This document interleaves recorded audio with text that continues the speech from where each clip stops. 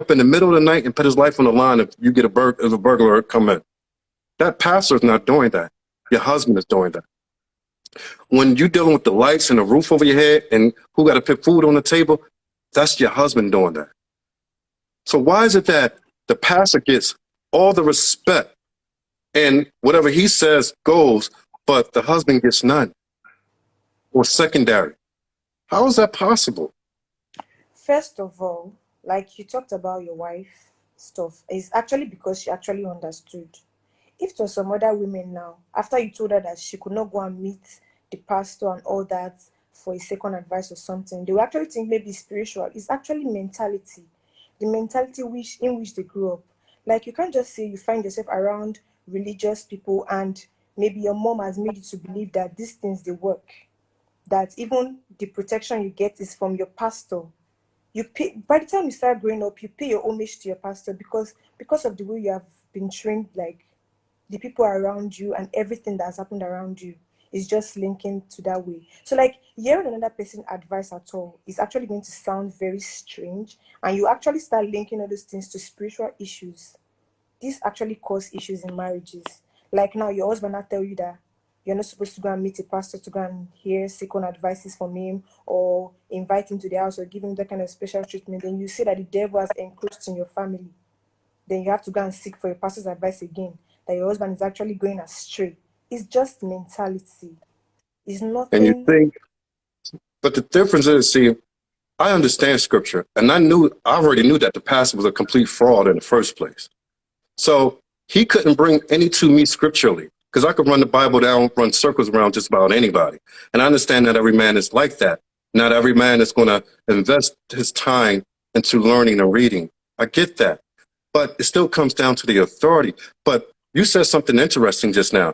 You're saying because they're raised by their mother to understand that even their spiritual protection is linked to that pastor. That is insane. That is insanity. You actually I understand the way you're raised, so I'm not going to hold it against you. But I just want to ask you, do you believe that? Me, actually, I've actually had issues with pastors telling me Trying to that, sleep with you? eh?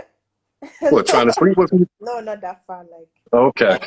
Okay, literally now, like maybe my mom wants to go to school and my mom like, okay, let's go and see a pastor. Let's go and pray for you so that you go to school, you'll be protected because all these things not God do. So we'll go and see them, and maybe in that process of deliverance, they'll be like, oh, there is this boyfriend you have in school. There is this thing you have in school. And my parents, knowing the kind of person I am, they will actually believe the pastor because so many things that she has said, maybe she will say that so thing will happen today, people should pray against it. And that particular day, nothing happened. So they'll be like, oh, all thanks be to this pastor, all thanks be to God. God is actually using her.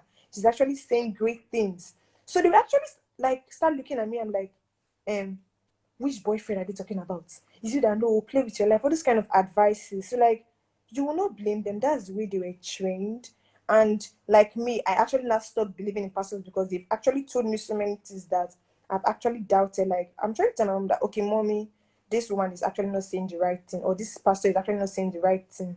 But she's actually like, why would you say this pastor is not saying the right thing? Are you the one saying what she's saying? Do you know what God has used that to stay in this house? Like all those kind of things that you can't say anything because you're actually living under their roof. And if you now say contrary to what they believe, it's not as if you You are the devil. becoming. You fool with the devil. Huh? They say you possessed by the devil. No, they're like, I'm actually in a kind of relationship with a guy that the guy is a cultist, saying all those kind of things like that. And me, I know Mm. that, okay, obviously, I don't know anybody related to that. She was like, do you know everybody? Do you know everybody in school? Maybe she's seen what you have not seen. That kind of thing. Like, and also there was also an experience I had with a pastor when I was not feeling fine. She was like, they've poisoned me from the spiritual rain. All this kind of talk. And my mom will actually believe because now I'm actually sick and maybe the doctor is saying it's this particular thing. But if the pastor is praying, she will give me anointing oil, water, and all those kind of beliefs. And they believe that sometimes it actually works, but maybe science actually takes its own role in that particular place. And that's at their advantage because now they feel that what they said was actually correct. So like they are getting advantages over the parents and over the mothers, because it's actually the mothers now that are actually taking this to a very serious level. Then maybe when the thing happens now, they want to go for Thanksgiving, buy all sort of things, thanking them. Oh God, thank you. So it's not really like, oh my God, my parents are this bad.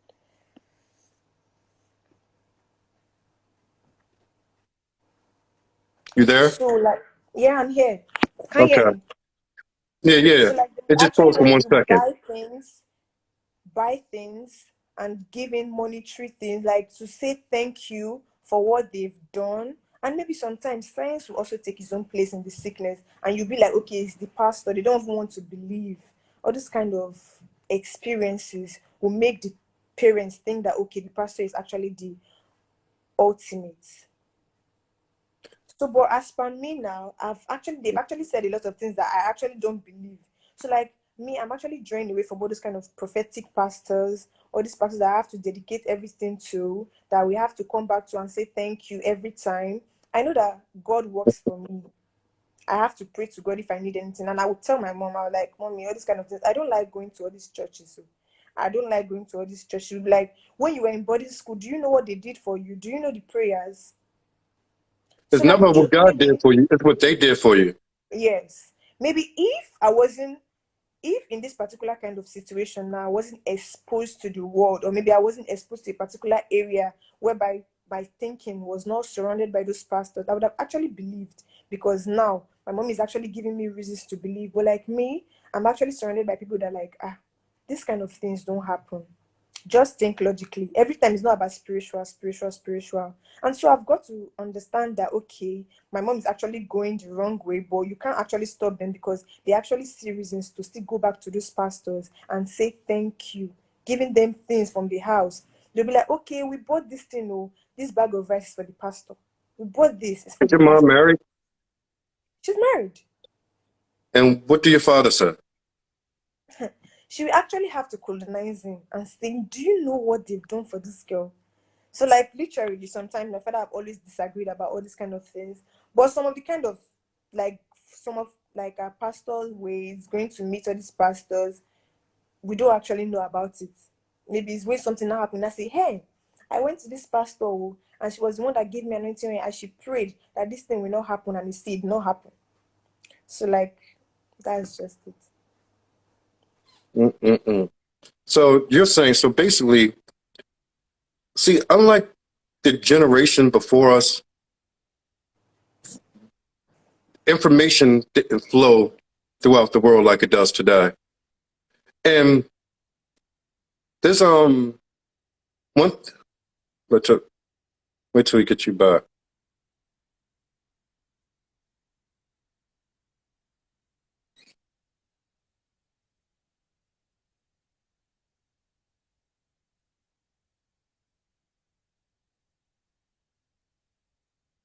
Guys, if you listen over here, I ain't have time to set this up. So we're on Instagram at the Marion Ghana Show. If you wanna check it out. You back? You there? What happened to your voice? Just no sound. Yeah, your sound went. It disappeared.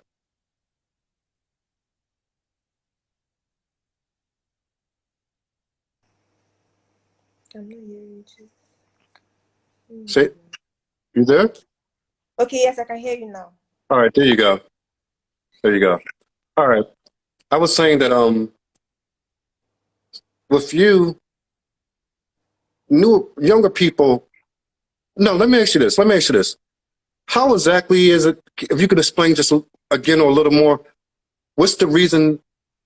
What's the reason that you stopped believing or you started to question it? Did any of it happen to do with any of like ever reading different materials or understanding life or Yes, talking to different people?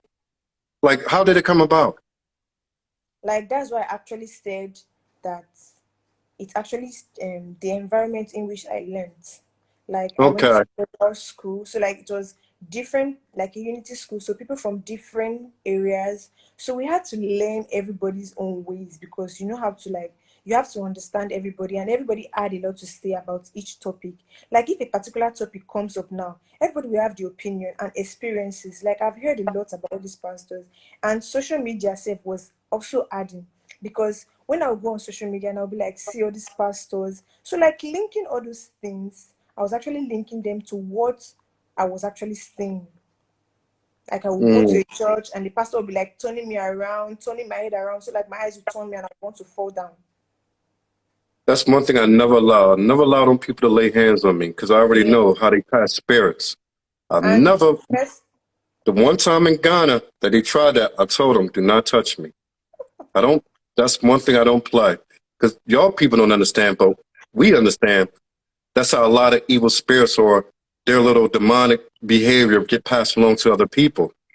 yes. The very way that y'all think these men are, let's forget about them for a quick second.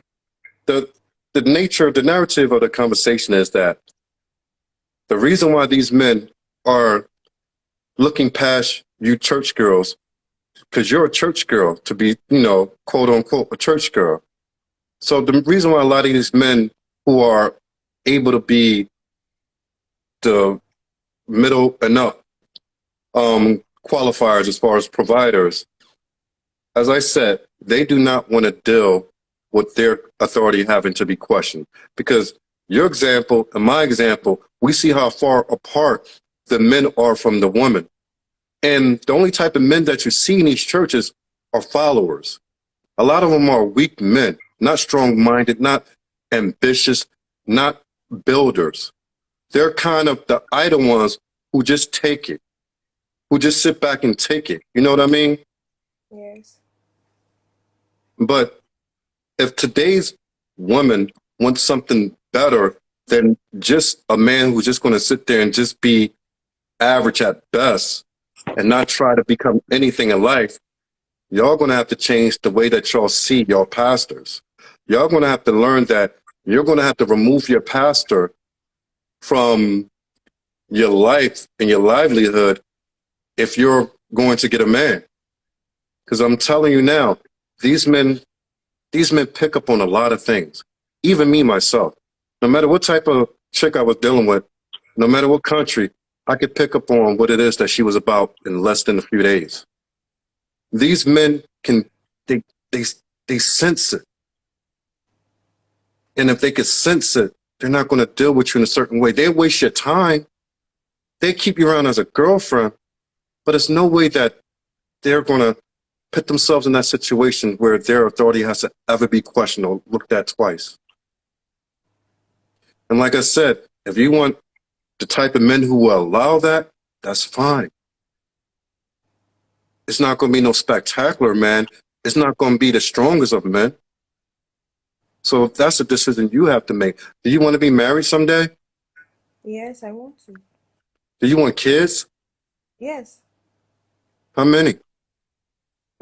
um, like around 3 or 4. How many? Around 3 or 4. No, how many? How many kids? Yes. Okay. Okay, let's just say 3. Okay, 3. Ladies can never make up their mind. You ever notice that? When you ask a lady a question, it has to be, it can be this, that, and the other. No. The question was a yes or no. Then y'all go into all this other stuff. 3 kids. Great. Most people want 3 kids. Yes. Perfect number. With 3 kids, what do you do for a living? Are you a student? I'm a student. How old are you? I'm 22. All right, you're pretty young. I'm not going to get into the spell relationship mess on none of that because right now this is serious. We want to get people to move forward right now.